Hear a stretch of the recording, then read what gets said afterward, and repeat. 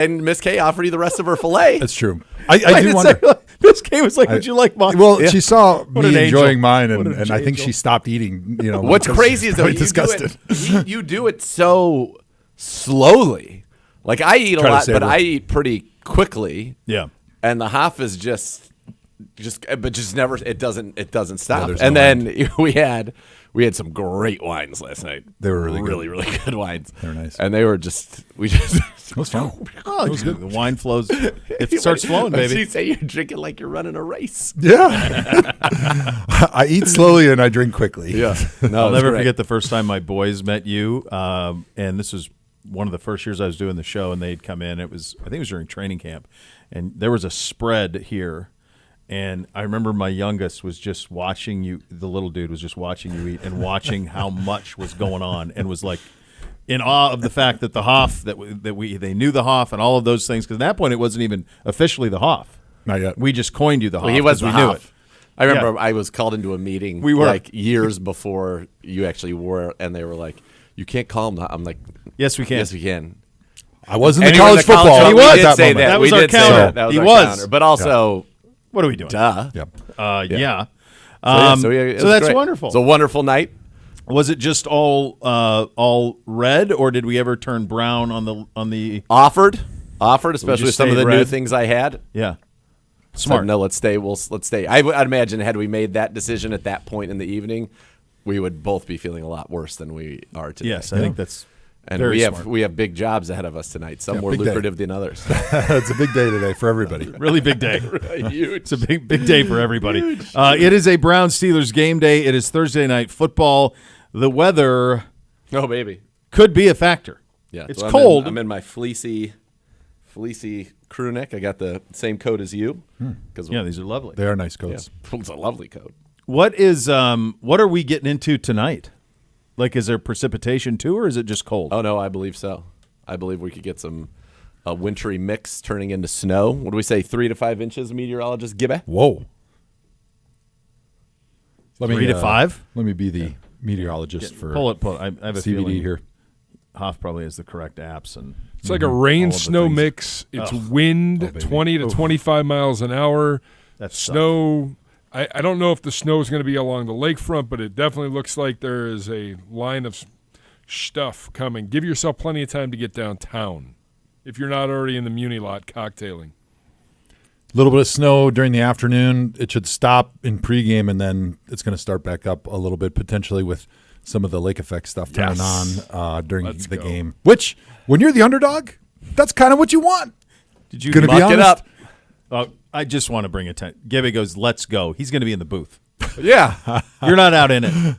You're not out in Okay, it. just so we're clear, whatever the temperature is outside is what it's in the booth. Okay, let me just So say this. Siciliano's asked me last night. He said, "So for the game, do we have the windows open?" I go, "Dude, it's your call." No, Yeah. I said, we "It's do. No, we do. It's not There you go. Siciliano's call? I think it is. It's the voice's call, right? I mean, I would Jim think that would set be the tone. Yeah, voice makes the call. The only time Yeah. we ever closed them was that Christmas Eve against the Saints. Yeah, that was 30 below. Well, and if the wind came through, it like literally froze you to your bones. Do you have a hard time speaking when Yes. it gets cold? Like that was the That was thing hard that part I've being on the struggled sideline. with the most. Like doing TNF for those years, we were outside. We were on the Your sideline, lips get numb. right? And then Yeah. you talk slowly, and then your nose drips. Like it's not easy to have a voice that's silky smooth like yours and Andrew's. Like when you're freezing cold. No, brutal. it is not. And when you're when I was doing sidelines, having to hold the a metal microphone Oh, yeah. in freeze that's basically just like holding an ice cube. Yeah, Yeah. So it's much easier to play in those conditions because you don't have to do anything like. First of all, for people With who your don't mouth. realize this, yes, you guys are on the field, but you're doing activity. But when you come back to the sideline, it's 70 hot. degrees, You're, baby. you're sweating Yes. on Yeah, those it's heated seats it and the is bench. like a bubble of joy. Yeah. Yeah. I had I did a Ohio State Minnesota post game that in Minneapolis, third weekend in November, right before they played the Michigan game, and it was 23 below air temp, and that I couldn't move, like my You can't move face, your lip. and I got emails people thinking I was drunk, Yeah, that's what it Hey, sounds like. you're like, and I'm hey, like, hey, not on this come on. particular Saturday. You Most, come stand out no. here. Yeah. But no, like your function stops is what ends up Gibbe. happening. How disappointed are you that I don't have to be that I'm not on the sidelines? Because that used to be Very. a He great source loves of it. joy for him. No, when I no, would no, no, suffer. no. I'm totally fine with it because otherwise you would sit there and complain in my ear for the entire 3 hours about how cold it was. Okay. No. You do. Hoff said something I wanted to circle back to. Good. You said that the weather is an advantage for the underdog. Why? Well, because it slows everybody down, first of all, typically. Makes throwing the football probably a little bit more challenging. Favors a guy that's got a bigger arm. I think Jameis has got a little bit bigger arm than Russell. And when you kind of slow everything down, like you hit your volume button if you have a Sonos and you kind of move the volume down to the left, everything gets slowed down and it gets closer together. It's just like they're a better team than us. You slow everything down, now it's going to be a little closer game in every little individual matchup that you have. And so then you don't need as many things to happen in your favor to get out of there with a victory. And weird stuff happens. Weird stuff happens when the ball's slick. You can bounce your way. That's all I always say. You want a dome. If you have a great team, you want to eliminate as many variables as possible. Yep. This is introducing a great many variables into this game. I was looking at the over-under is 36.5. Yeah. I think, no lead to the over-unders, which will come later. That almost seems high to me. And I know that's really low. It's quite low. But I think you could be in for a slugfest tonight. Remember the Thursday night game against the Steelers? Boy, this would have been like 2011 maybe. We won like 8-0 or something goofy like that. We sacked Roethlisberger like 10 times. That was a really cold Thursday night game. Yeah. But when you get those cold, windy, frigid games, like the ball just doesn't move up and down like a normal game would. And I think you're right. I think we're in for potentially a lower scoring affair here. But you could also have a ton of turnovers because of the slippery conditions. Special teams become a huge factor with bad snaps, bad holds, bad kicks, issues in the kicking game, kickoff and punt and things like that. So there's an opportunity. There could be some big turnovers, but again, a lot of turnovers in both ways really favor the underdog. Let's go. Yeah. What is one thing, Hoff, we talked about this week was obviously this has not gone well, and yet I thought Z had a really strong analogy on Monday with the idea of when Ohio State plays Michigan, if one of them's having a down year, their season can be saved by beating the other. Mm-hmm. At the professional level, does that resonate? Will that resonate tonight? Certainly. It's not to the level of Ohio State, Michigan, I don't think, because that is the game the whole year, right? Like, you know it better than anybody covering Ohio State. It doesn't matter what you do the whole season. If you don't beat Michigan, it's a failed season. It's not quite that level of stakes between Pittsburgh and Cleveland or between any rivalry in the NFL because it's much more about, okay, get to the playoffs. We want to do something there. But certainly from a fan base standpoint, they can be really, really mad at you. But if you leave a game and the Steelers are driving home with frowns on their faces, Browns fans are going to be really happy. And it's the deodorant for at least this week. Yeah. Yeah, you're 4-1 last 5 against the Steelers at home. You've won 8 straight at home on Thursday night. 2 of those over the Steelers. Mike Tomlin's never won a road Thursday night game in division ever. The Steelers as an organization have never, not even the Steelers as an organization have never. I mean, I don't know why we're even playing. Just give us a win, give them the loss, and we'll go join the Hoff at the Lizard. We'll go to the Lizard with the Hoff. No, I do think there's I do hope that there is a responsibility that the team feels of what is here in terms of a Thursday night at night. Eyes of the football world on you and only you, and then what the gift of a victory Friday would be over Pittsburgh to this fan base, which it's been a disappointing run. And I hope that is motivation. We had a lot of guys this is not some young team. Like, we've got a lot of guys who've been through the wars. We had a lot of guys with a lot of pride. My hunch is that you'll see our best tonight. I hope so. We need to. And I think, as I said earlier, they owe it to themselves and they owe it to the fans to put forth a great performance and match the physicality and the intensity of the Pittsburgh Steelers. That's the one thing I would say. Typically, I like exactly what you're saying about the conditions, but the Steelers are kind of a bad condition football team. Dominant defense, physical, and they can run it. And so it plays kind of into their hands as well when you have conditions like this. Yeah, we're definitely built more like a dome team, really. When Right you now talk we are, about yeah. the speed we have on defense, not really running the ball as effectively as years past, more especially with Jameis, more of a throw the ball down the field type team.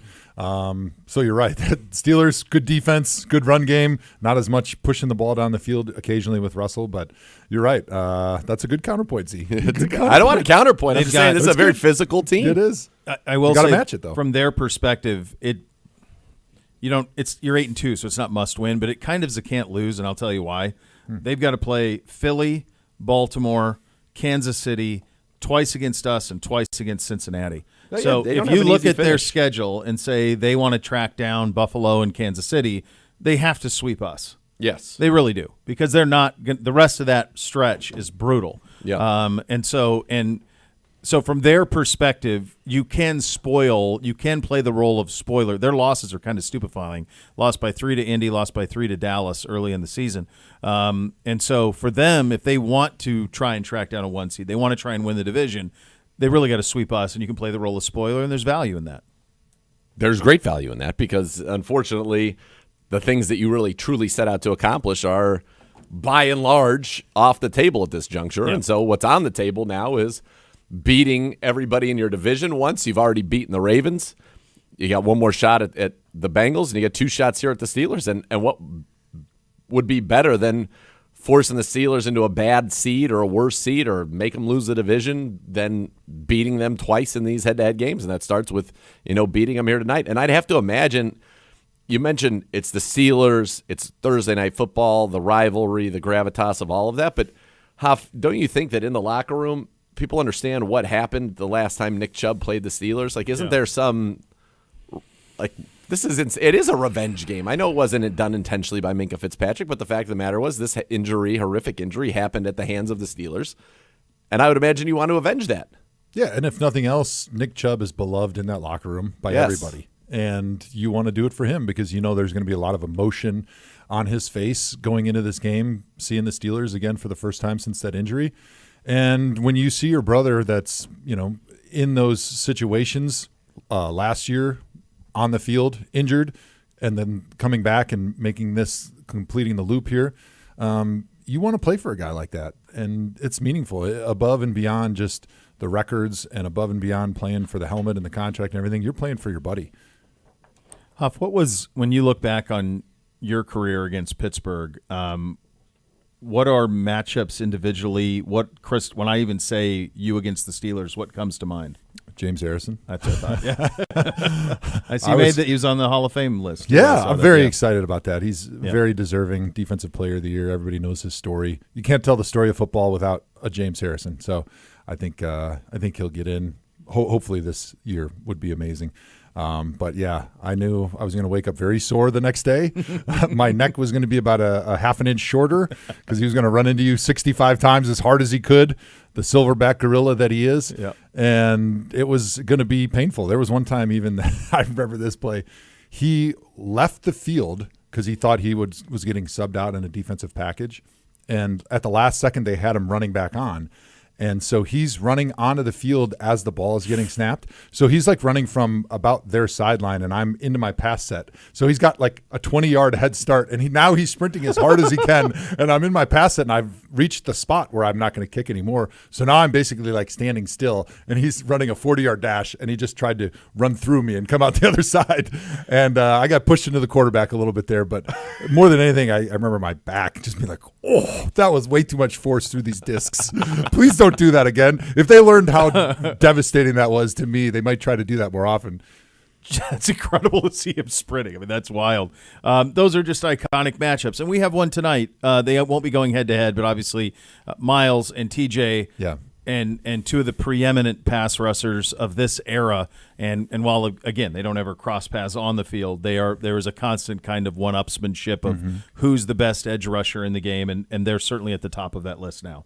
Yeah, it seems like the Watt family's a bit bitter about Miles winning some of these postseason awards that they feel like TJ was deserving, and I thought Miles did a good job of deflecting this week to the media while also maybe raising it just a little bit in his own way. Like, hey, I wouldn't say I'm friends is what he said, but we're friendly. And, kind of saying, hey, I wouldn't have disrespected him if he would have won the award instead of me last year. And so I think it's a good-natured back and forth, and it gives you a reason as a fan to really sort of dial into that matchup and keep score at home about, who's going to walk off that field with more victories individually, Miles or TJ.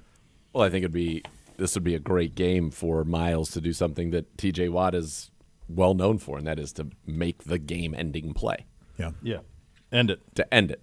Yeah. End it. When we lost that game down in Pittsburgh, it was pretty sure Highsmith forced a fumble and TJ Watt scooped it and scored.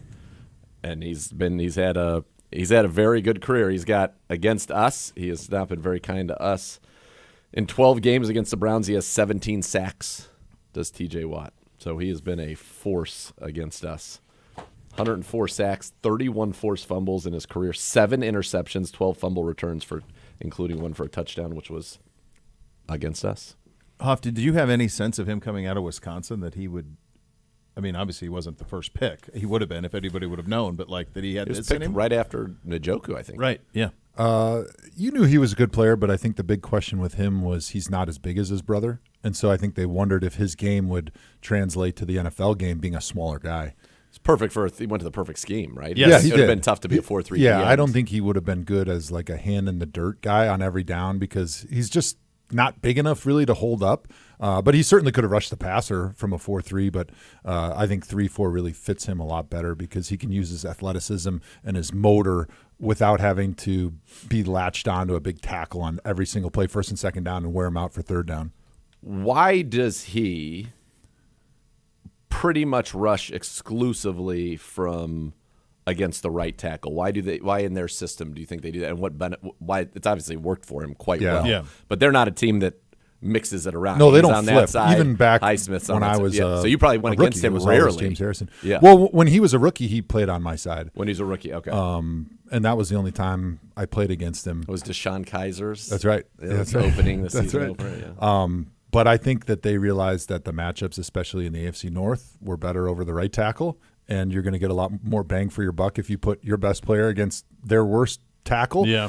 And so they put him over there, and then there is something to be said about just leaving him in the same spot. You get better at the same moves, whether you're flipping your hips to the left if you're playing over the right tackle. I think you just naturally, like anything, like you do the same motor pattern over and over again, you're going to be able to get just a little bit better rather than if you're flipping sides all the time, and you get a better matchup. He's played 554 of his 560 snaps against the right tackle. Yeah. He's played 6 snaps exactly out of 560 against the left tackle. Yeah. Jeez. And those may have been like some weird formation, like tackle over or something, goal line where they're just having him beat up a tight end and flopping sides or something because they really want him over the right tackle. And that was part of the conversation we had last night at dinner. We were working. It was a work dinner last night. It was a work dinner. We were talking about, TJ Watt and why he's I got to find out who such an impact maker. Yeah, like part of it, motor. Clearly, tremendous motor, wonderful body balance, ability to use your hands. He's like a wrestler where he can feel. Violent. He's very violent, but he also can kind of feel which way the tackle is leaning. He always has a great jump. He's one of the guys that gets a few false starts, but like a Von Miller, those guys that, hey, they're trying to find whatever that key is, whether it's the center's feet or the quarterback's hands or the lean of the tackle, and they're going to go and they're jumping it, especially in the fourth quarter. And I think that's part of why he's such a good closer is he's going against the lesser of the two tackles typically, and he's getting a great jump, and it makes it really, really hard on a tackle. Do you know that what was 1 year and exactly 2 days ago was our win against them here? Yeah. That's DTR against Pickett. That's the great Jim Donovan breaking the guitar. Megan sent me a picture of the post game. Do you remember that, Gibbe, where we had a PBJ? Yeah. Yeah, that was very special. 1 year and 2 days ago. And think about all that has changed in that time frame. So here we are again for the Steelers in town. This time, it is rather than on a Sunday afternoon, it is on a Thursday night. We will continue to get you set for this one. We got your matchup. We've got your over-unders. Andrew Siciliano will join us at 2 o'clock as well. Your keys to the game. It is a mailbag edition of Cleveland Browns Daily. Get your questions into Gibbe. We will do that as well. Those are your hot topics of the day. It's presented by University Hospitals, official healthcare partner of your Cleveland Browns. You're listening to Cleveland Browns Daily, brought to you by Bally Bet, sports betting partner of your Cleveland Browns, now live in Ohio on 850 ESPN Cleveland.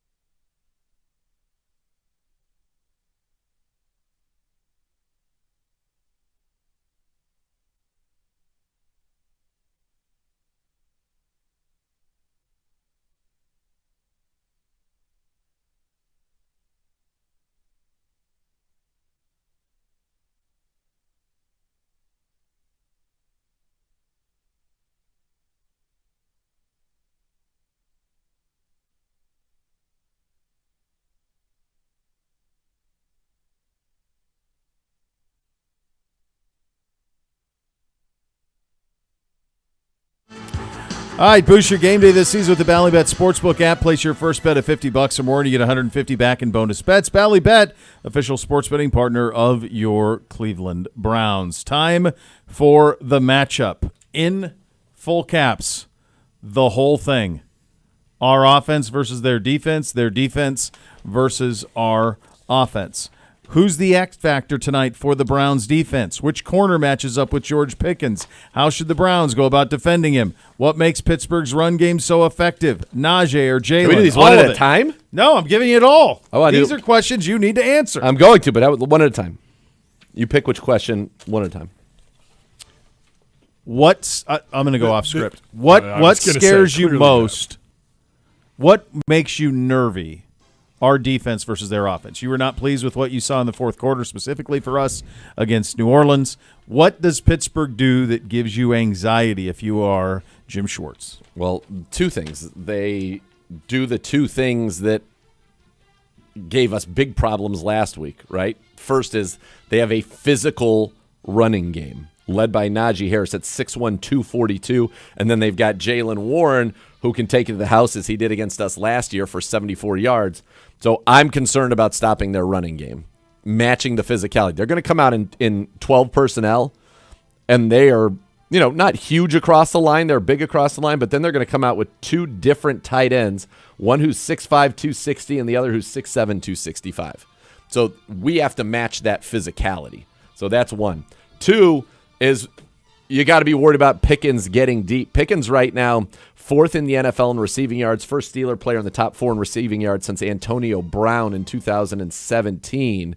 And then it's his ability to get down the field and make plays outside the numbers. 71% of his targets are outside the numbers. Browns are second worst in the NFL, allowing 9 yards per attempt on throws outside the numbers in the league. So I'm concerned about that. The combination of the ground game and then big plays, because big plays have undone this defense each of the last 2 games.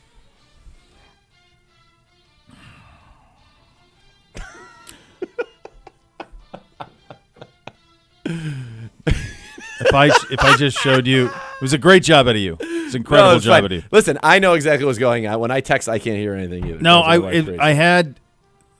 You're dealing with something important. Yeah. I said, this is the last line of the text. Honey, I'm doing a Brown-Steeler game day show. We'll sort it out at 3. We can figure it out later. Yeah. All right? We're going to be just fine. But that's what From concerns this time, me. this is when I do this. Yeah.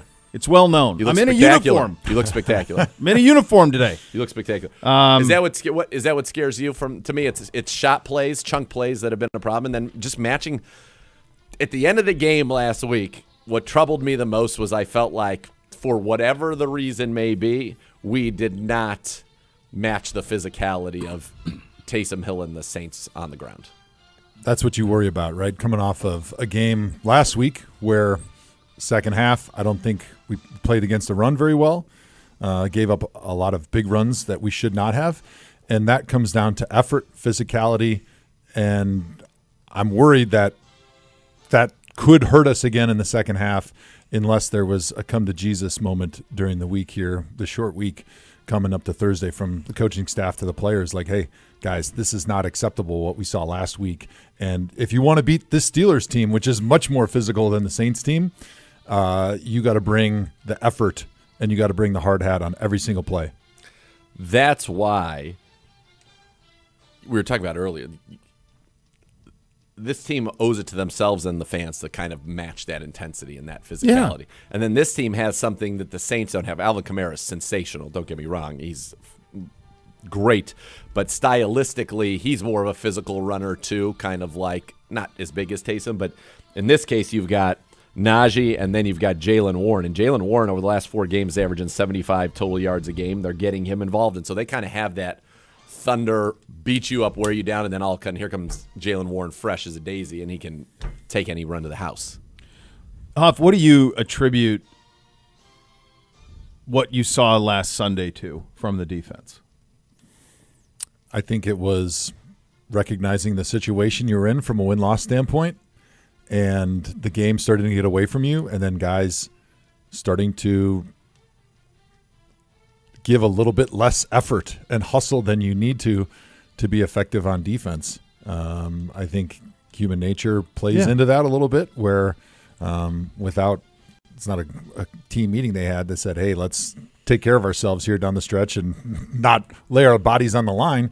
But that's what you saw happening there towards the end of the game last week. What I think is, I guess the other thing I was curious about is, like, our offense has scored 20 points once all year, worst in the NFL. Do you worry about you're not doing your job? I mean, do you worry about that? Yeah, you get some of that sometimes, I think. Yeah. Yeah. I just wonder, because it's like they haven't been as good as they were a year ago, but obviously offensively we're not anywhere near where we were. Scored 20 points once. Yeah, it's one time. So you just wonder if it's like, man, if you guys can move it up and down the field, we can't make kicks. We've got 14 points. Like, how much defense you want us to play? By the way, guys, something to keep an eye on tonight. The Steelers, 2-2 when their opponent scores first. So let's take the ball. Steelers 1-2 this year when their opponent scores 20. That also means that in 7 of their 10 games, the opponent has failed to reach 20 points. Well, we'll fit and they right are in. undefeated. Well, how about it? We can't fit right in. Fit right in. We'll be fine. Huge sample size there, too, on that. I think anytime you get... Listen, when you can find a fun huge. stat like that, I had to look on our record when. These were the only 2 things where they had both losses in the same situation. Was that they didn't score first and the opponent scored 20. So, I mean, pretty much score first and score 20, There winning. you go. Dangerously specific. We'll be shooting for that today. We don't even need the keys to the game anymore. We just gave you the Score keys to the game. first. Score first and get to 20 points. That's all you need. How to do it doesn't matter. We'll Don't just worry do about it. Just do it. Don't worry about it. Do it. All right, let's flip it. Let's do our offense against their defense. Their your defense is extraordinary.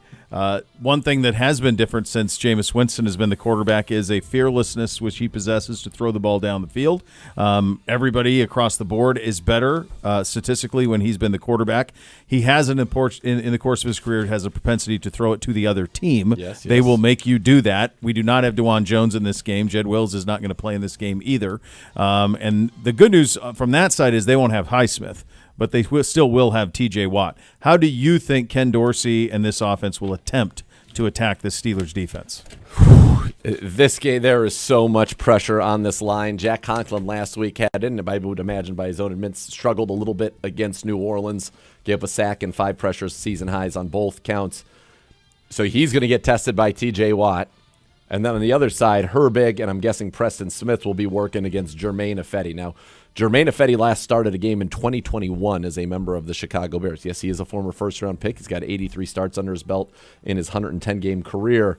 But that's going to be a big matchup for the Browns. And so giving Jameis time is going to be critical.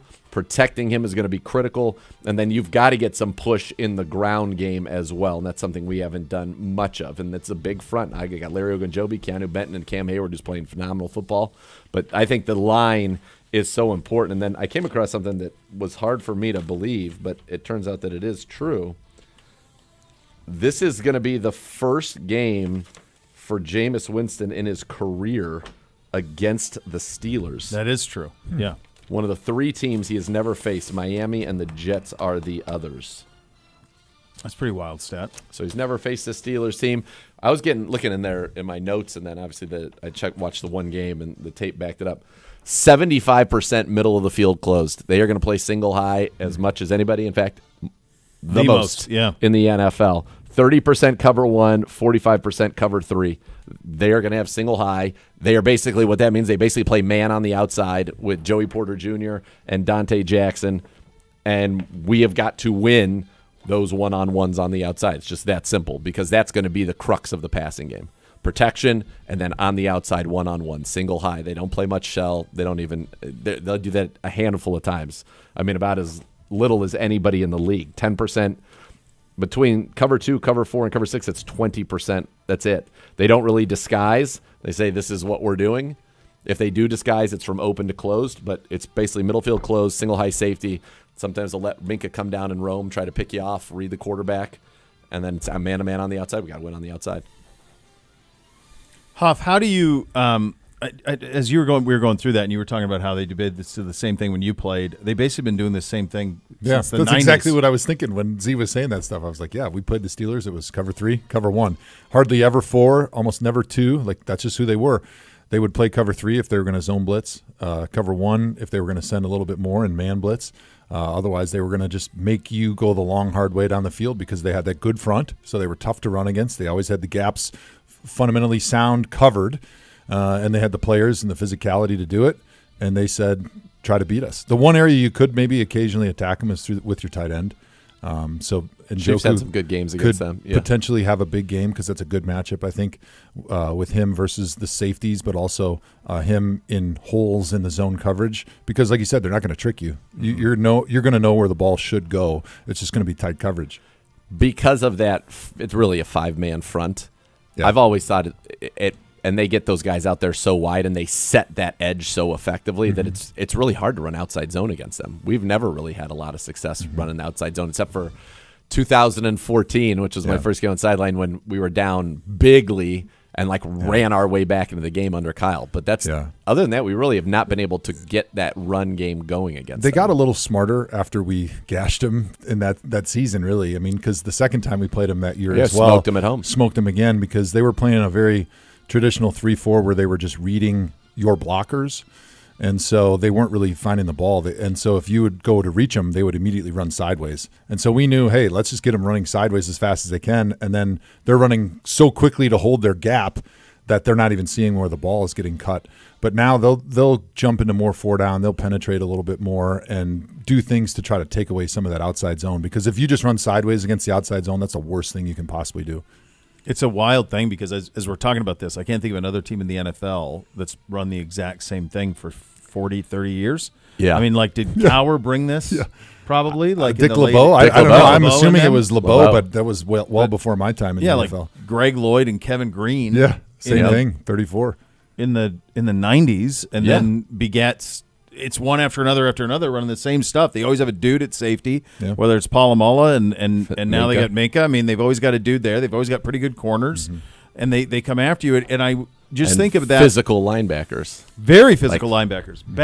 Bangers, and also guys who can rush. Woodley, right? Lamar Woodley. Ferrier. Kirkland was 99 playing linebacker. Oh, yeah. It was, but you think about that from a building a franchise perspective. You're drafting to this. You know what you're looking for. Totally. Because you've been looking for it for 30 years. So they can draft them, develop them. It all looks the same. Yeah, I mean, if you got guys that are mid-round, late-round draft picks that take a few years to develop, you're like, it's okay. We got time. It's fine. No problem. Learn the system. When you're ready, you go in there, and they don't ask them to do a lot of things. They ask them to play hard, to play physical, and to play your gap. And that's an easy thing for professional athletes to do after you've been around long enough to see all the looks in practice and watch it on film, that when it is time to go out there and play your role, they know how to play their role. It's really far much more of a college approach than an NFL approach. You know why? Keep the same system the whole way. Yeah. You know why they've kept the same system? Because it's good. Should they win this week, it will cement their 21st straight non-losing season. Wrap your head around that. That's amazing. That would be, by the way, the longest streak in the league's history, tied for that with the Dallas Cowboys from 1965 to 1985. And they are ahead of the Patriots from 2001 to 2019 when they had 19 straight. This will be their 21st straight non-losing season. Mike Tomlin, 17 of those. Yeah. It's their model of consistency. Well, that's why, it's an old saying, if it ain't broke, don't fix it. That's what they do. It's not broke. No. In fact, it's working quite well. Pretty good. It's pretty good. We'll do a little over-unders coming up next. You listen to Cleveland Browns Daily on 850 ESPN Cleveland.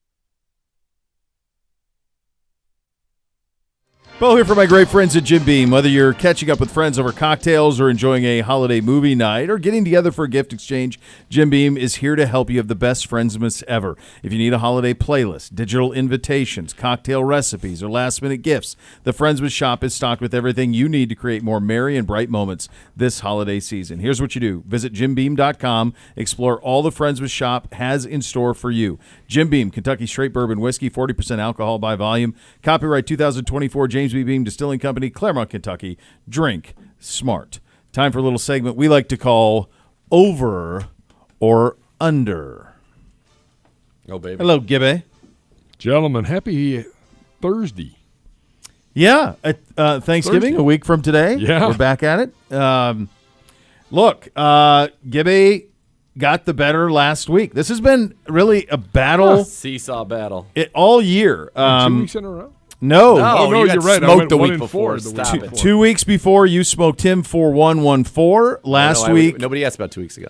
sorry, my fault, Goose. No, I appreciate it. Last This week is we're the second. inverted, and it's 4-1 for Z and 1-4 for Gibby, and then this most recent week it was 2-3 for Z Because of 3-2. Taysom Hill at the end. We could have just stopped him. They were trying to run the clock out. We gave him a Okay. 75 I know. yard Keep touchdown. crying It to the is. house. It's The what it house is. doesn't care. I will your tell job. you. Whoa. Do your Jeez Wow. Louise. That felt personal. It's all Welcome to personal. the That party. felt off topic. That's a little bit, all to be of it. honest. All the whole show is. 100%. It's all brand. personal. It's all It's personal. all personal. He's the thief of my joy. All right. I'm going to have to do a live amendment. It doesn't even matter. It won't affect So the it's two of you. 26-25, right? Huh? He's 26 up now. He's 46 out of 45, and you're 45 and 46 on the year. Oh, no. I'm sorry. 25. And yes, 25. He's 25. 26 up. I'm 25 up. Yeah. Yep. Yes, correct. Yep. All right. Passing attempts, Gibby, we will start with you. Passing attempts for Russell Wilson tonight. 23.5. 23.5 in the muck. I'm going over. I amended this number for weather conditions. I initially had this much higher, but I just think it's going to be a little lower. He's been over 28 the last 5 weeks. He had one in the feel like 30s. in a but game that we're all supposed to see run from both sides, this is where things go a little haywire. You're still going Short to throw week, it over. Weird things happen. You're over? Yeah. All right. You're still going to Over. throw it some. Over. Next. 23.5. Oh, Hoff. 23 and a half. Over. Hoff. I'm going to make a Hoff amendment over here. Hoff you. standings. Over here, Hoff is going over as well. Would you have gone over 28.5? No. That was my original number. Maybe I made it too big. 26 would have been the right number. That would have made you guys think 25? Yes. Yeah, 26.5. I'm worried about this weather. All right, here we go. You are. I am. You two Jameis. are going to be warm. I haven't I'm time going to be fine. lives. Yeah, we'll be fine. Well, and some of us Some better than others. better than others. Jameis passing yards, Dr. Z. He's been a machine. 275.5. Under. Very high for That's the very weather high for the conditions. conditions. Right. And Yeah, You're going windy, under 2 rainy, snowy. yeah. And they also know that they're going to need to establish the run to have balance because they can't just let the defensive line for the Steelers pin their ears back and rush the quarterback the whole time. Yeah, Steelers give up 214 a game. Gibby? Under. Under as well. Yep. Yeah, that's a high number. Playing It could be. defense, It could be Thursday. Playing Has defense. shook me. He's playing A Thursday defense. over under has shook me. Next. Over, under. All right. Again, this one's. I wish that I don't know on this one. I'm not crazy about what I've done here, but we're going to do the best we can. All right. Boswell, fantasy points, over under, PPR. So you get the catches too. Judy and Tillman Against Boswell? against Boswell, and I'm going to throw in more. You get their kicker, or you get their 3 receivers, and Versus our 3 receivers. That's right. Fantasy. I points. want our 3 receivers tonight. So over. Better. You got No, under. You want under. Under. Boswell, hold on. under. It's got to be Boswell and like Pickens against our I don't 3 think it's receivers. Boswell and Pickens, though. Dude, okay. Hold on. So he's going to hit 4 field goals. That's 12. Right. That's Right. like All I had 6 catches with for Judy 60 and yards. Judy and on the PPR standard, no PPR, yards, no catches, yards. So you get yards and touchdowns, no PPR. I still think he needs Pickens. I don't want to do Pickens, though. I think that's too much. Do- How about Fry Williams? No. Give them Pickens and give our side Njoku. So it's basically Boswell and Pickens against Judy our Tillman, four receivers, but no no PPR. more. So then, what about Judy Tillman more? And Njoku. Well, then I think that feels like us. I think it's lopsided It's right either now. right now. But now if it's standard 12, I think it's fine the way you Pickens and Boswell Against- over under Judy Tillman more. standard. Standard. No PPR. Yeah, more. Okay. So no Njoku? No No Njoku. Chief. So Steelers or Browns? Boswell, Pickens, standard versus Tillman, Judy, Moore. I'm going with our guys. Come on. Browns. We got to move the ball at some point. I'm gonna Someone's go- got to make a play. I'm going them in the name of reverse jinx because I feel like if we win that one, I feel pretty good about our ability to win. Well, you're gonna. Yeah, I think so. Hoff.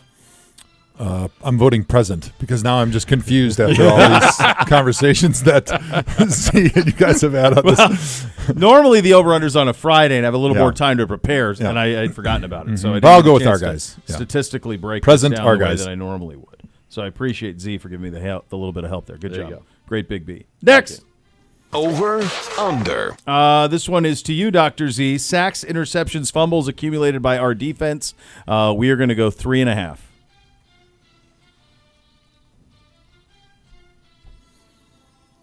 over. Hoff. Over. Gibbe. Over. Let's go. I think Gibbe. He's playing a lot of defense. He's doing playing a lot. He's of doing defense. well, and also maybe reverse jinx on his true love. Could be that too, because this is a lot of Browns heavy stuff. He's Hope If you we say enjoyed the cream on that protest too coat much. because it's not going to look like that by the time we're done. Oh boy. You want me to wear a black and gold Are you one gonna say- on Cleveland Browns Daily? Is that what you're I'm suggesting? gonna get some grape juice. I'm gonna So you're gonna ruin deface I'm the gonna ruin- Browns coat? You want to know what's so crazy about what he just said? Yeah. He's going to get some grape juice. If I was wearing that, he's like, it's going to be stained with your blood. For you, he's like, I'm going to squirt some grape juice on there. It's Don't worry true. about it. It's 100% true. Also true. All right. Wasn't he doing that because he's a Pittsburgh fan? Even Kev's on. Kev, don't Kev- make this Kev- today your last day. Kev, this ain't it. Oh, baby. This ain't it Don't today, make today Kev. your last day here. A lot of violence. next. A lot of violence being threatened. Over, under. It's the actual. It's 36.5, Gibbe. I had been debating this all morning. I was thinking about what your number was going to be. I will take the under. It's the number. All right, you're going under? Yeah. You said 36? 36.5. Yeah, under. Dr. Z. I feel like based on your other picks, Gibby, it almost has to be over. Definitely does, but that's okay. Yeah. Covering all the bases here, kids. Covering them all. I don't know. I don't want to see a 13-10 game. I think that favors One of my favorite things that Z does is if you almost always pick the over because you want it's the more zest fun. for life. You Yeah, want it's more more fun. fun. And you even if it How many makes times some has he sense. gone under this year, though? Not enough. Actually, last week you did. Yeah. And the week before you did. I'm Actually, just you're saying. right, Gibby. The last two times you've gone under. Yeah. You have gone I under made fun the of last him couple about weeks. it. That's true. Yeah, because you went over both. Yeah, and you guys split them. Where you at, buddy? Over? Over? Hoff? Under. Hoff goes under. All right, there you go. Your overs and your unders. Coming up at the top of the hour, Siciliano's going to join the fun. You're listening to Cleveland Browns Daily, brought to you by Bally Bet, sports betting partner of Cleveland Browns, and live in Ohio on 850 ESPN Cleveland.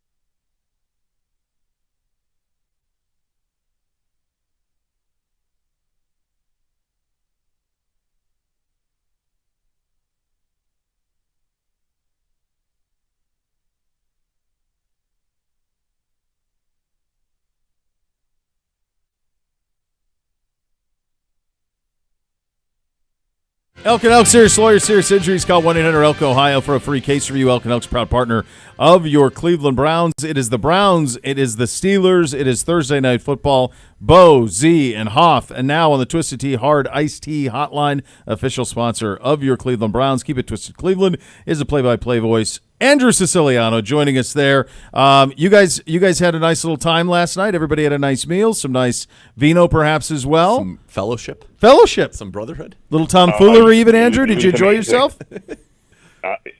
There was tomfoolery, and there was good food. Yeah, he's a hell of a chef. That's right. I'd always heard of the legend, and I always hear on Monday morning that Nathan made him home on that game. Hopefully, the Browns win.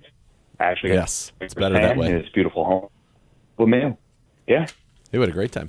It's glorious. You got the best meat stick in Ohio. I love it. It's amazing. I love the idea of a meat stick. Did you sous vide it all?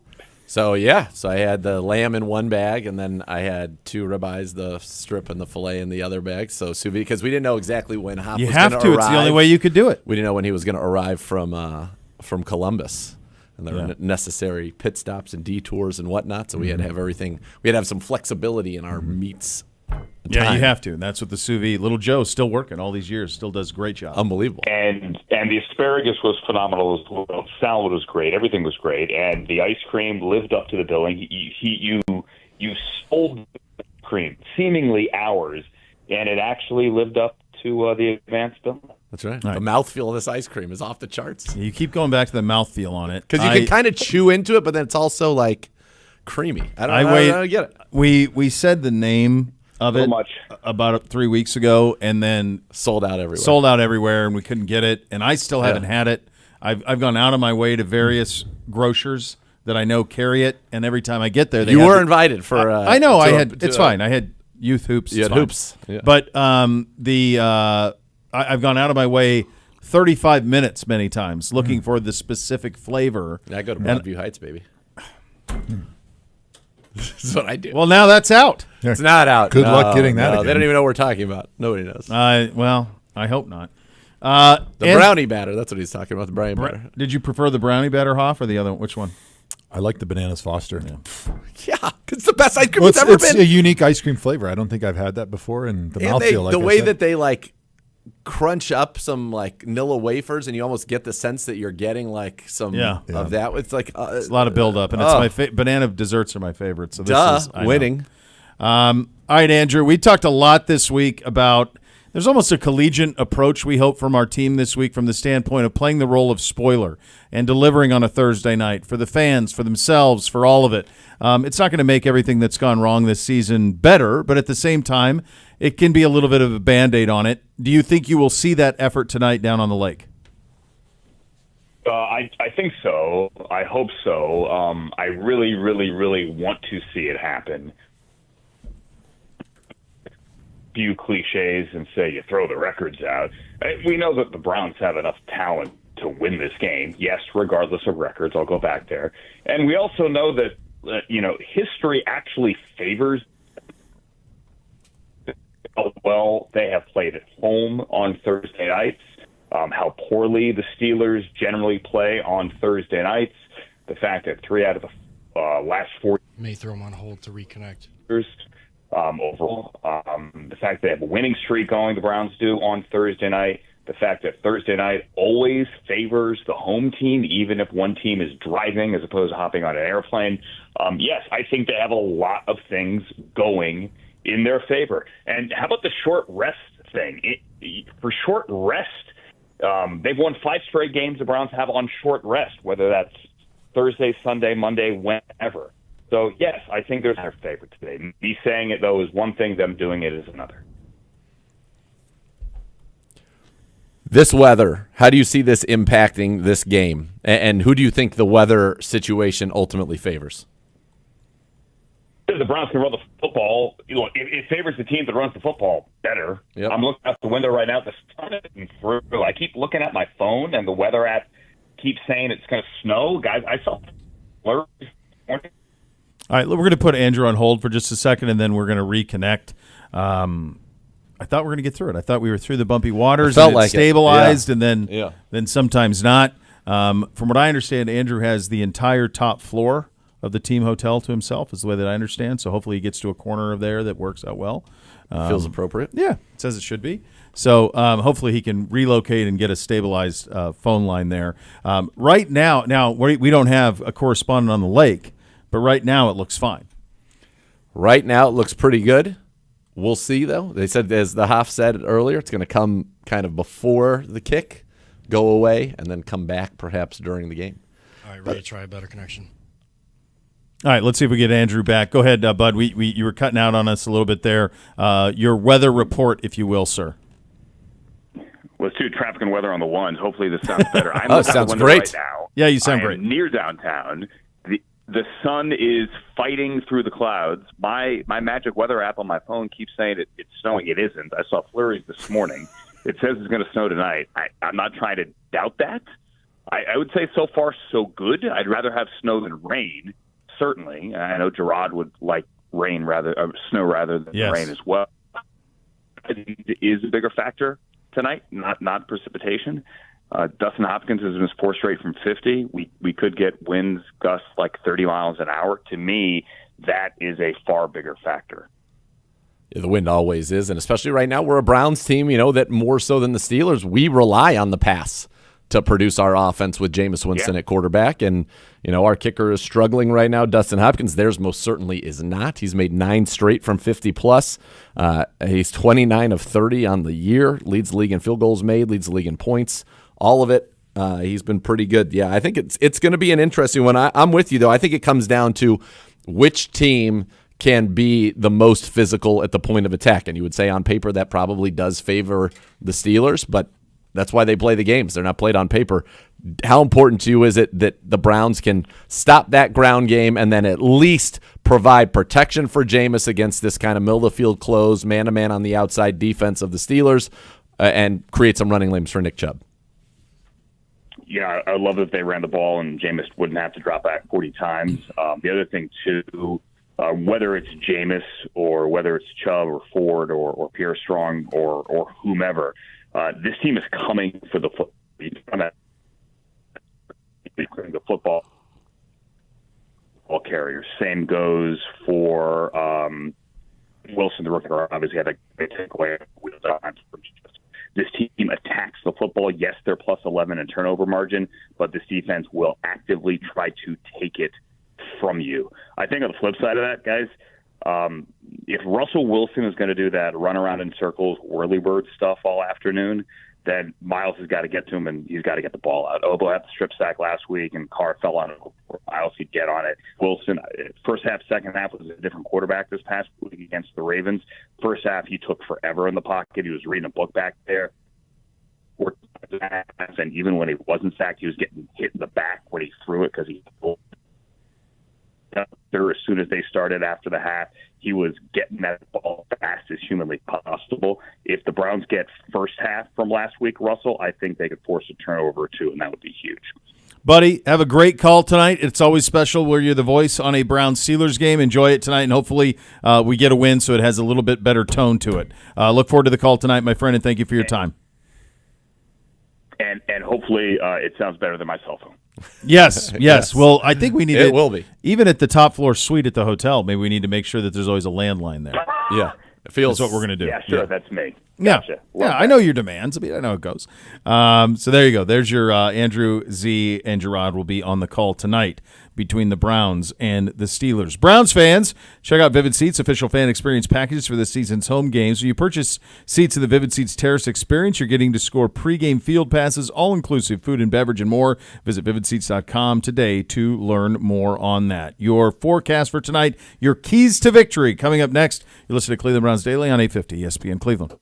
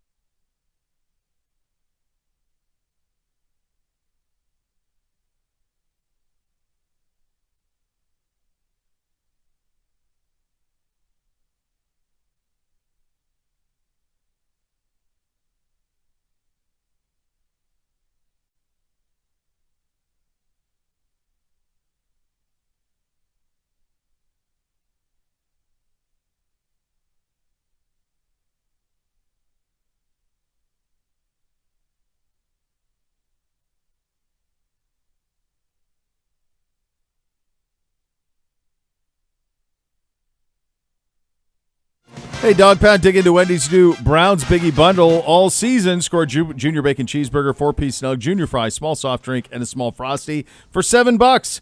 Here we go, Brownies. Grab one from any participating Wendy's for a limited time. Your forecast for tonight, Huntington Bank Field, kickoff 38, snow, 11-mile-an-hour winds. You want the elements, you're getting them, kids. This game would be great in a dome. I'm with you, man. It would be just awesome. Luckily soon. I feel like Hoff's such a Wilderman that he's probably such a purist, and we're over here like, no, let's go ahead and be in the dome. No, I think he answered his own question though earlier when you said if you have the most talent, Yeah, you want eliminate the variables. eliminate the variable. So Absolutely. That's kind of the thing. How did you view a game like this forecast wise? Was there an excitement for it, or was there was? Yeah, for me though, because I don't have to catch the football. As you get slipperier conditions and things are more challenging, you probably throw the ball a little bit less, and the defense has a little less speed. They're clearly the better athletes than we are. So anything we can do to level the playing field by making it sloppy and slowing them down got me excited because it was going to be a little bit easier of a day.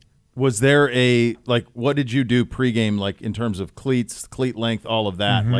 What was that process like? Or did you kind of know? Yeah, I can only remember a couple times in my career, and that was early on, where I would have to go to the detachable or the longer cleats. But that was before the surface got more uniform now, where they put the sand in the field. And so you rarely ever have a grass field nowadays that's really slippery. I mean, the way that they have it drained with all the sand they put in the field and the drainage underneath, even in a really wet game, almost all grass fields are going to be pretty firm, and you don't really need to go to the longer cleats. Interesting. Was the Buffalo game here the worst conditions you ever played in? Yeah, the snow bowl, Snow bowl. 7 inches of snow. Yeah, I had the long cleats on there, not just because they were collecting so much snow on the bottom that you needed a little longer cleat, so it took more time for the snow to cover up all your cleats. Was there one at Wisconsin or in high school that you remember that was absurd? When we played our state championship at Camp Randall, they had turf, so it didn't really affect that, but it was snowing and cold, and I remember being very, very cold at that field. But I think the worst field conditions that I played at when we'd go to Soldier Field late in the year and then to the Steelers, because they play all those pit games. Yeah. And at the time, they didn't have very good drainage on their field, and so even though they would have it covered up, a lot of times it was beat up from the day before from the pit game, and then you're getting all this rain and snow and stuff on top of it, and the field just doesn't have time to recover, and then it's just very soaked, saturated. Well, didn't they also gross. play the Pennsylvania High School Football Championships? They might too. Hines I think too? that's like the Steelers. At Soldier Field, the Bears. I think they play some high school games and other stuff there as well. That's always the challenge too. Is how many things can you play? Guess what? You play as many as you want on a dome. On a dome, baby. On a dome, you play play as many as you want to do. Did you guys remember that? I think it was a Monday night game. It was Steelers versus Ravens. This would have been 2007, and they were just getting pummeled with rain. And I forget who punted, but the ball went up in the air and it hit the ground and it didn't bounce. It got stuck in the mud. Yeah, it just Right got in the lodged right in the mud. Yeah. All right, Z, you ready? Yeah. Keys to the game. Dr. Z. Number 1, I think we've established it. Score first. Number 2, score 20. No. But how? We have got to, in the pass game, we've got to protect, and we've got to win our one-on-ones on the outside against their cover 1, cover 3 looks. We've got to establish the ground game. We cannot lose the turnover battle, even though last week we won the turnover battle and had a very strange game in terms of our overall production and to lose in the manner in which we did. And then defensively, again, I think it's all about the point of attack. You've got to limit Najee Harris and Warren. You've got to force them into drop-back passing. Russ has been very good off of play action and very good throwing the football down the field. Pickens is their big play guy. They also have Mike Williams, but last week he didn't even get a target after catching the game winner against Washington. That's kind of who they are. You come out and you say when they pass, the guy that we're the most worried about is Pickens. Pickens has 728 yards. Here's what the rest of the receivers on the team have. Van Jefferson, 139. Scotty Miller, 31, so that's 170. Skoranek, 1 catch for 4 yards, so that's 174. Mike Williams has 1 for 32 with them. And then Calvin Austin has 17 for 276. So he has more receiving yards than everybody else combined. Yeah. So that's where they throw the ball. Then they got Freiermuth, got 295. He's second on the team. You just got to be, and we've got to tackle, man. We have got to tackle because that has been, we've double-digit missed tackles far too often. We have got to tackle and wrap up. And if you don't get the guy down, that's fine. At least stand him up, and everybody's got to float the ball, and you got to get the guys down. That's going to be the whole key in this game. If we miss tackles, Najee Harris is going to run for hundreds of yards. His best, he has more yards rushing against the Browns than any team in his career. Just a thorn. He's been great. He's been great against the Browns. Yeah. All right, there you go. Those are your keys to victory tonight for your Cleveland Browns. We'll hit a special Hoff mailbag edition coming up next. You'll listen to Cleveland Browns Daily, brought to you by Bally Bet, sports betting partner, your Cleveland Browns, now live in Ohio on 850 ESPN Cleveland.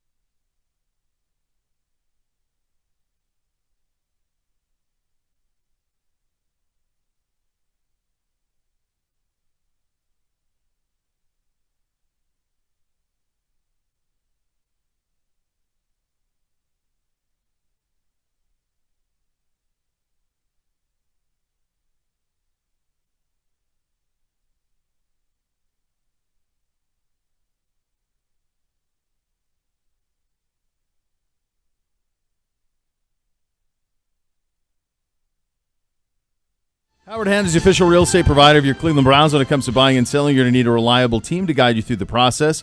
As the market leaders in Northeast Ohio, more buyers and sellers trust Howard Hanna to be their home team. Save time and money. Visit howardhanna.com/go Browns today. Time for a special Hoff edition of the mailbag. It's presented by the Cross Country Mortgage Company, official mortgage partner of your Cleveland Browns. When it comes to financing, they'll always get you home. Visit ccm.com today. Equal housing opportunity, NMLS 3029. Hello, Gibby. Hi, boys. Let's get right into it because there are a lot of people with questions. At Browns_daily, Josh Coe. What is the pillow you guys have talked about? I have neck issues. Been trying to find a good pillow. Would be much appreciated. I'm going to need Z's help on this one because I found it on Amazon, but I think it's called like an orthopedic. If you just search orthopedic pillow, I'm trying to tap dance here as Z finds it in his Amazon orders. But basically what it is it's like a normal pillow, but then it's got a little topping that's sort of cups your head, and it elevates your head, and so that your neck is in alignment with your spine. And Fremont cervical memory foam pillow. Boom, nailed it. They're not too expensive. $23.99. Yeah, it's not like you're spending $100 on some fancy feather pillow. But it will change. But this your changes sleep. changes your life. I mean, if you wake up with neck pain, like you understand how nice it is when it's not there. I have been sleeping on it. It can be debilitating. 2022 when Hoff recommended it. Yeah. And honestly, no matter, I sleep primarily on my side, but I will also I bought mine December 12th, 2022. I think we bought it the same day. There you go. And I sometimes will flip to stomach or back, whatever, and it doesn't matter. I can find a way that it helps. It's unbelievable. Yeah, that's great. Tommy Clayco, since we're moving to a dome, eventually, it's maybe a moot point, but are cold weather teams permitted to provide metal benches to the opponent as opposed to the heated ones, similar to the way Miami puts their opponents in the sun to give them more of an advantage? So I think you're allowed to put your opponents on whatever sideline you want, but as far as the things that are physically on the sideline, they have to be equal. So if we have heated benches on our side and propane blowtorches, like you have to provide that for the visitor as well. Very sad. I believe it's a rule. That seems like a newer thing. But it's not Miami. Does Miami sit on the benches? Gibby? The air conditioning benches? Oh, I would. The visitors do not. In Miami. When we played in Miami, they had air conditioning benches for us. Yeah. Okay. I believe it's a rule. Like I said, I mean, whatever probably, is on one side, it's gotta be. They definitely throw you in the uniform. sun there. That's for darn. Yeah. I don't know if that's a college rule. I'm trying to think I don't think like it's in college. It may have changed, but when I was there, we just had metal benches everywhere. So they weren't spending the money on us. Yeah. Had to be I don't know. I don't know if cold. it's a college Yeah. thing or not. I don't think it is. I think in college you're kind of I don't think it is in college. You know what we did though? Like in Miami, in Florida, a lot of times they'll put you in the sun. Yeah. We had sunshades. The shades, yeah. That Joe Sheehan and the training staff brought in for us. So at least when you're sitting on the bench, Some the relief. sun wasn't like beating on your face the whole game. It's like 30 degrees difference in that stadium. Sun to yeah. shade. Yeah, for sure. Yeah. It's brutal. It's a big difference when you're in Stadium Miami. sucks. Yeah. Browns backers, North Jersey. Hey, Bo, how can we get college football Nate to join you and copious others as a Heisman voter? Well, I think I might be able to help with that. I would be a good Heisman voter. I know the guy who's in charge of Ohio, so I think we might be able to get you on the Heisman. I would take it very Can't seriously. even begin to fathom. I believe that you would take it very seriously. Yeah. Right now, do you vote for that? You just vote one person? Or do you vote 1, 2, 3. All right, so I would go Hunter, Genty, Arch Manning. Well, It's all it says on the ballot is most outstanding player in college football. That's what you're tasked with. So I believe Arch has it in him. he certainly seems like just he's has to pretty see good. the field. Yeah, they're gonna have a mess on their hands because if Quinn was kind of wavering. Isn't it a two-hoss race? No, I don't think so. I think there's a lot of big games left to be played. Like, for example, I actually think, I don't know, can I do a little gambling? I guess I can because I'm not an employee of the NFL. Will Howard's like 40,000 to, it was like plus 40,000 for Will Howard. He's number one rated quarterback in college football the second half of the season. He's got Indiana, Michigan, Oregon. If he wins out and completes 80% of his passes, it's good value there. It's very good value. How about Jeremiah Smith? The freshman receiver is tough. He's outstanding. It's pretty good. And I don't think Will's going to win it. The same thing I would say with Dylan Gabriel, like if he beats the Buckeyes a second time. I just think, like, in the end, the thing that I noticed with Heisman voters through the years is the last metric is really important. So if you can have a chance to play a showcase game at the end when everybody's watching, and Travis Hunter may have the chance to do that if Colorado can get into the Big 12 championship game, no one's going to watch Genty's game at all. No. So, How much do Heisman voters skew a little bit of a bias towards a guy that's going to be leaving versus like voting a freshman in, right? So that changed a lot, honestly, with Jameis and Johnny, because they were freshmen, redshirt freshmen, but freshmen who won. And before that, I mean, like Herschel Walker probably should have won as a freshman. He didn't because you weren't going to give it to freshmen. So I do think that that's changed a little bit. They will give it to redshirt freshmen now. Or, I think that they're a little more open-minded with it. The way I always do it is I chart it all year, and I judge how you are against the 5 toughest teams you play, understanding that schedules are different for everybody, but everybody should play 5 tough games. And so how were you in those 5 tough games? I like that. Do you get a vote for the half? I feel like you should. Once you're in, I feel like you should get to For the vote. NFL Hall of Yeah. Fame? No, I think it's just those It's writers those still. writers. They've talked for a while about changing the process a bit, but it's just those writers. I think there's maybe I think 60 when total you're or something in, like that. you should get to throw in one modern era vote. Like, For just one guy, you can. Yeah. As a collective, or No, each like- guy gets to? and once people, as long as there are people you've played against that are nominated, you can have one where you give one guy, you go, all right, I'm Yeah. backing. So it's whoever not it is for official, this one. And obviously the process is a lot different with the NFL Hall of Fame because they get everybody in a room and then they basically just decide who are the 6 people that are going to Like be you up. could say Terrell Suggs. Like, I played against this Yeah. guy. I know him. I think he's a Hall of Famer. Yeah. However, what they do, like last year when Dwight Freeney was up, they asked me to speak on his behalf to the voters. So I did a virtual press conference with all the voters and basically laid my case out why I thought Dwight Freeney deserves to be a Hall of Famer. And so even though I don't actually get an official vote, cool. you get an opportunity to good. at least Okay. state their case. So I think that's pretty good. And honestly, having a vote, I feel like it's so much pressure. Like I almost don't want that. Well, you would- because then there's always so much controversy when you're comparing apples and oranges, and you're the gatekeeper for these guys to be able to get in. Like that's Well, that's you'd a be getting hefty first of lift. all, Steve Smith would be Yeah, I mean, all the over clear you. bias there. Being I want like, him because I you- want to go to his party. You I love better that have guy. me. You better have me in. And then Antonio Gates obviously Yeah. deserves it. And then you've got on the other side James Harrison, T. Suggs, Jared Allen, some guys that you probably went against. And then Yeah. Vinatieri's on. I mean, Vinatieri, I feel like he's got to get in there. Yeah, We'll see. I felt like this year when I saw the semifinals, it's pretty strong, but it's also pretty heavy in certain position groups, like you mentioned. 3 really great pass rushers that you could all make an argument for. Several defensive guys, and no quarterbacks yet. But we're about to get up to the area where there is just a massive amount of quarterbacks Well, you that are got going to be Eli's up every year. going to try to take advantage. Yeah. He's the only one. Right, The timing for him is it's good. fortuitous. Yeah, Yeah. because I haven't looked, but it's going to be like Peyton, Brady, Phillip Rivers, Roethlisberger, Drew Brees. Like Oh, there's going to be a there's bunch a, coming. There's going to be a lot of quarterbacks going into the next Pate few got years. in that group where Peyton's- they right. did he got in with that time when they did the COVID. The double. Remember they had to They do did the double class. Yeah. which stunk that they couldn't kind of Yeah, but now you're right. You're going to have Sorry, not Breeze, Peyton, but yeah, Brady, Breeze, yep. Roethlisberger, Rivers, Rivers. all of that group. That Rivers. That's a. But it's like, But he that's was- the Eli thing, better hope. Eli better hope he gets in this year. But the question That's- is he? yeah. Is he a first ballot Hall of Famer? He won 2 Super Bowls. I don't think he's is. very controversial. Like people and- love to talk about it. and it's got the name. He played in New York. His wins are monumental wins, He but beat the also greatest team of the modern Yeah. he's era. a 4-time Pro Bowler. He was never an Never an All-Pro, All-Pro. and has the exact same amount of interceptions and touchdowns. And isn't he? No, I'm sorry. Wins and losses. He's exactly 500, right? I will tell you. I think he's that right exactly 500 as a quarterback. So it's now. He just never, and he never. so, and I don't know that these guys are, but to me, he feels a lot like 118 and 118 record Yeah. as a starter. To me, you have to have been at some point to be a Hall of Famer. At some point in your career, you have to have been considered the best at your position. But at quarterback, especially in that era, it's probably tough to say because you had Manning, the other one, Yeah. and you had Brady. And if Right. it wasn't those two guys, it may So- have been Aaron Rodgers or He Drew Brees. that's He the end of Favre too. and Never led the league in passing yards. Never led the league in passing touchdowns. Never led the league in rating. 3 times led the league in interceptions thrown. he doesn't win the Super Bowl, we're not even having. It's not even a No, discussion. of course. I mean, that's why he's there, because he's won 2 Super Bowls and he beat the greatest team. And he's a 2-time Super Bowl MVP. Exactly. Is that like?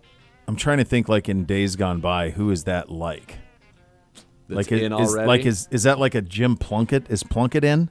I don't think Plunkett's in, and he was an MVP and a Super Bowl MVP. So on their Hall Is of it like Fame a- monitor that they have here, Yeah, give me those names. he is 85.1, 85.5, 22nd among quarterbacks. The average Hall of Fame quarterback's 103. So I'm looking for the lowest rated ones that are in. Aikman, I bet.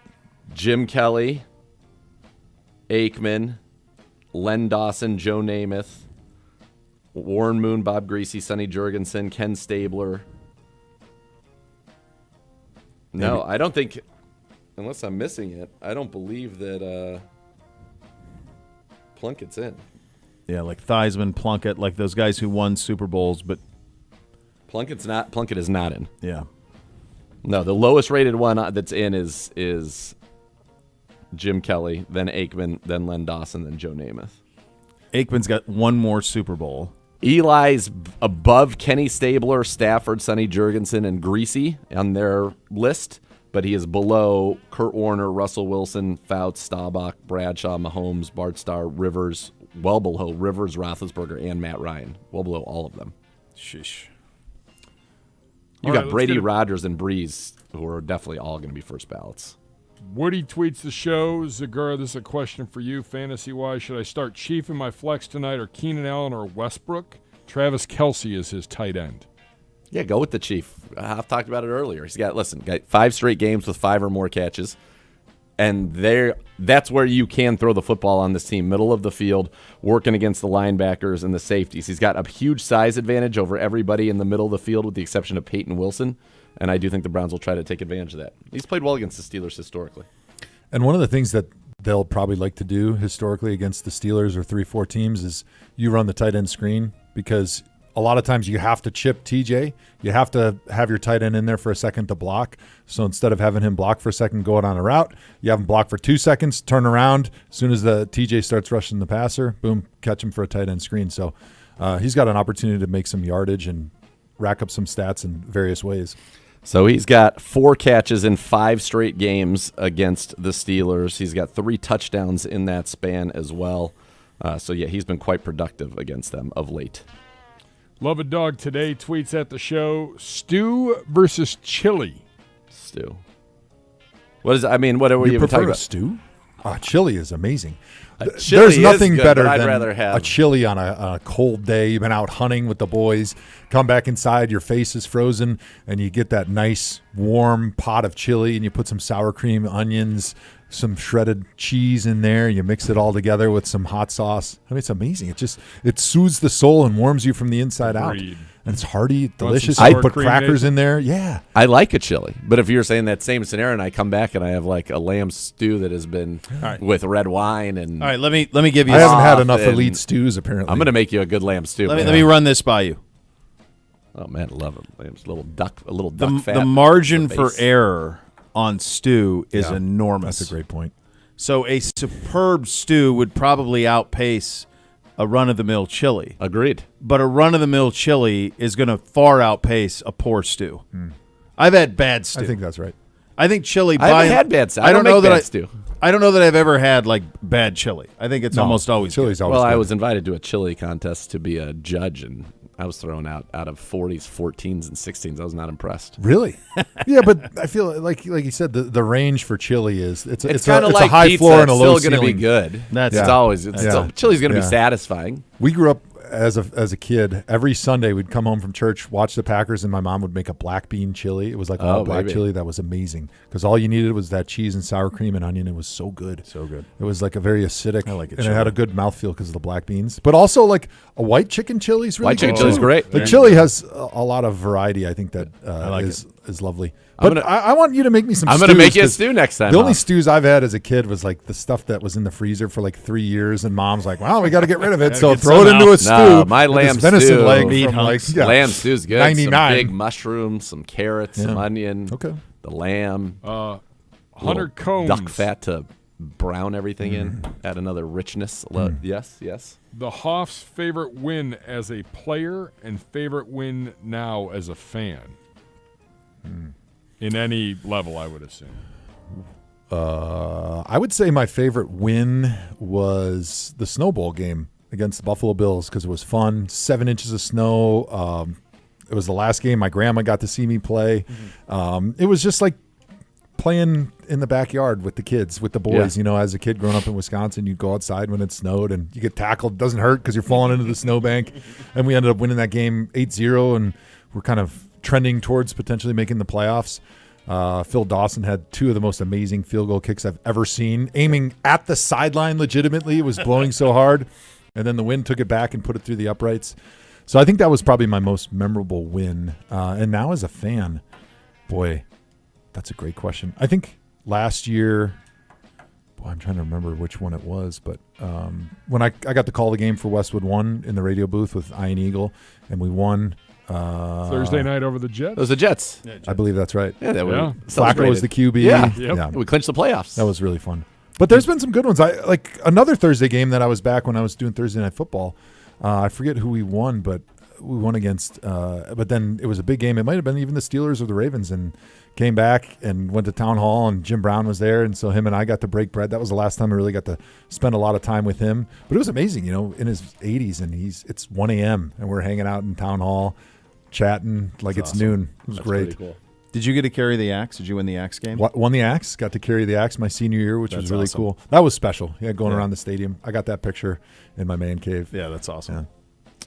It's a big axe. Yeah. The Hoff wielding an axe feels Yeah. It's appropriate. Pretty good, yeah. Yeah. From Tommy Kleko, as a world-renowned outdoorsman and hunter, does the Hoff prefer hunting with a bow or a shotgun/rifle? I'm all bow. Yeah. I like being in that little bubble of sensitivity with an animal, right? Like you got to master the hunting skills to be close enough to shoot them with a bow where if you make a mistake, they know you're there. When you're rifle hunting from a distance, they don't always know you're there, and it's more about, you know, being a good shot at that point. So I prefer bow hunting. I don't discriminate against either, but if I had my druthers, I got a bow in my hand. I said if I ever was going to take something down, I'd have to do it. Well, you're coming to with a turkey bow. camp, so Let's now go, you baby. can do it with Now a bow. I'm gonna try- All right, there you go. Got to fit you for a bow now. Lance, shout out to Lance, traveling from Portland to go to tonight's game because I'm a diehard that just won't give up on my team. God bless. Pretty Thanks, impressive. Lance. What one side dish completes a Thanksgiving dinner? Follow up, what one Thanksgiving side dish can you do without? Well, Zagura and Bo would like to do without the turkey. Just get rid of Thanksgiving and make yourself a nice prime But rib. then you'll never eat turkey the rest of the year. There's no reason to eat turkey except for because it's tradition. Yeah, that's our beef. Hawk would always eat lasagna. He's been ahead of the curve forever. He Long always time. talked about, Thanksgiving? No, we make lasagna. Screw the turkey. I wouldn't mind, and I feel like this would be right up your alley. I wouldn't mind if for Thanksgiving all I got were 2 big smoked turkey legs. If I got 2 smoked turkey legs, I'd be fine to eat turkey. Yeah. I love a smoked turkey leg. Yeah, but you could smoke any other meat. It would be better. Also true. Literally, it's the lowest quality of meats that you can buy. Well, this is what we This say. is our thing, This and is then our people thing. come at us. Well, you got to deep fry them. You can do a lot of different things. I to said it, but there's still, no if you- You monkey with it all you want, Yeah, right, but you it's can- still a turkey. Here's Like, the fact. There are no preparations of turkey that have been mastered by anyone well enough to open a restaurant that serves nothing but turkey all year Just the round. turkey. Just Yeah, turkey. there you go. Yeah, no. No. If there was a demand Yeah. for it, No, it would be there. Yeah. I'm with you. Yeah, as Yeah, you know. I used to deep fry it, and it was good, but it wasn't great, you know. Yeah. And now I just throw the breast in the sous vide and let Mom take care of all the sides because, like, the difference between like a nice sous vide turkey piece and like a fried turkey piece on your plate is like 3 hours of work, and it's not worth it. On a day now that you get 3 football games, you get to drink wine and celebrate with hors d'oeuvres and buffalo chicken dip, which I love as an appetizer. Like, I don't want to waste time sitting over a deep fryer trying not to burn down the house. You got to be locked For into something Tommy that's just like DeVito an and 8. Cooper Rush. Yeah, yeah, exactly. You got to be locked into that kind of a marquee I don't care matchup. what it is. Doesn't matter. It's football. Can you believe that that's one of the Thursday night matchups? Tommy DeVito against Cooper Rush. The Well, matchups I next week are Swap them. Like now, after all the years of our youth, the Lions, it was like, God, the Lions again? Right. Yeah, now they're so great. They need to swap. Put the Lions, because I think we always like 2:00 for like Thanksgiving dinner. I feel like 2:30, something like that. I still don't get that. I don't get either, it. but that I don't seems to understand be that. when it happens. Is that when you do it, like middle of the afternoon? 4 usually. Yeah, 4 Yeah. is what Kayla's family does. I still don't get But it. you're eating a lot leading up to that moment. Yeah, I mean, you're it's grazing. You're just constant. You're eating grazing. all day. The whole day is eating. And then it's like, well, then why don't we just eat the meal at 6? Yeah, I don't know. It's a great question. We would do, as a kid, it was 2. Like, you had the main Thanksgiving meal was like, I want to say like 1:30. And then, like, you would marinate at my grandparents' house, and then you'd run stuff back around 6. You'd go I know get round families. 2. I know families that eat it at like 2, and then go out and get food at night. Oh, my God. There's always so much left. I know. You know why? Because nobody really likes turkey. That's right. But the sides really good Did leftover. we So ever we I can do get like to the that. side Yeah. What dish? is Do the you have side a that favorite you got to have, and what I can you gotta get rid of? have out of the can cranberry sauce, where I Really? can Wow, you and my jiggle it father out. are It's the got only the wife does that too. indentations. My wife Oh, does that too. That might Now be we're what I at can 3. do without. Yeah, Actually, that's the best. I officially know Dude, I 3 don't- people. Yeah, That's yeah. the best. Yeah, I don't know. cheesy hash browns is I think it's my. Oh, side. I love I like those. a good mashed potato. Make a little bowl, drip a little gravy in there. Yeah, that's It- good. I don't know if I don't it- know. I don't love Thanksgiving. I do like a, and it's, I don't ever crave it any other time, but I do like the stuffing with gravy. Yeah. And I have That's nice. an uncle that they put like big whole like mushrooms, fresh Oh, mushrooms in there. sounds good. And then they'll put a little sausage in there. Oh, so siege. okay, nice. Oh, yeah, And now I'm you're like, speaking my sausage language. Yeah, and I'm like, Let's do it. that's a delight. I do like I do that. like that thing that's got. I want to say it's like is it like a sweet potato casserole? It's got like the melted marshmallows across Yep, the top. yep. Yeah, Sweet that's potato not bad. casserole. That's good. There's nothing wrong with that. I like a good green bean casserole. Green bean can be casserole. good. I'm all right with that too. Yeah. also really good. I mean, we've come a long way as a society in terms of food. I mean, there was a long time when it was like, let's just get a vegetable, and we're going to dump a cream of blank soup on it, Yes. and we're going to call that a great dish, and everybody's going to love it. all- It's dinner. What's for dinner We tonight? didn't know any better. No. Didn't know any better. That's this week's mailbag. Well done. Well done. All right. Coming up next, your score for the Steelers and the Browns on Thursday Night Football. You're listening to Cleveland Browns Daily on 850 ESPN Cleveland.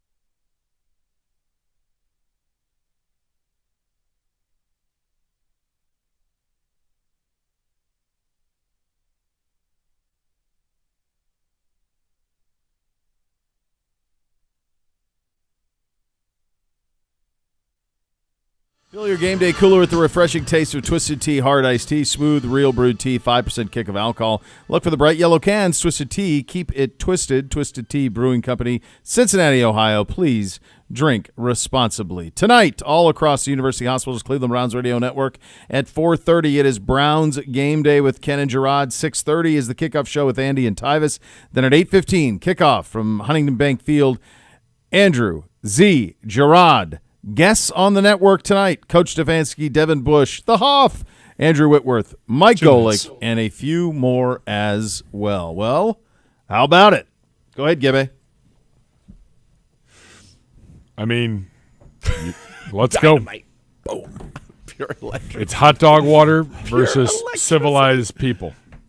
I think this is an easy decision, kids. How could you call Cleveland hot dog it's water? so sad that you would go down that road. Gibby's going to have Permani The delivered. pukers. Gibby's going to have I have a Permani's follow-up, delivered but to I his, think it might get me in trouble. So I think I'll you're just probably right. Not, where are you at, buddy, on this one? Let's do it real. No Thursday night. No Thursday night. Pick 'em. I really hope that we can obviously come out on top and prevail. Yeah. But I think even should we not prevail, it could come down to a Chris Boswell field goal. Same. But I'm going to, just because it's the same for the same, I'm going to go ahead and say Browns, would I have to get over 36? 36 and a half, yeah. 20. 1 minute. 1 minute. Peepaws, 17. Hoff, how do you see it? I think Browns win 20-13. I think Browns win 10-6. Oh, God. Drudgery. Slugfest. Drudgery, Gibby. I think it's going to be drudgery. It's going to be fun. Yeah. fully Fun call. expected. 10-6. I do think that just listen to our guys talk this week, and everybody saw what happened in New Orleans. Whatever our best is, I think I think they'll we're get going it. to get it. I think they'll get it. I think they'll be fired up to play. Agreed. All Let's right, go. Have a Come great on. call tonight. Have a great time at the event. You are where are you? Waking Lizard. Lincoln Lizard, Lakewood. Lakewood. There you go. Hoff will be there. Get down to the stadium, root on your boys. Next level coming up next. We're listening to Cleveland Browns Daily on 850 ESPN Cleveland.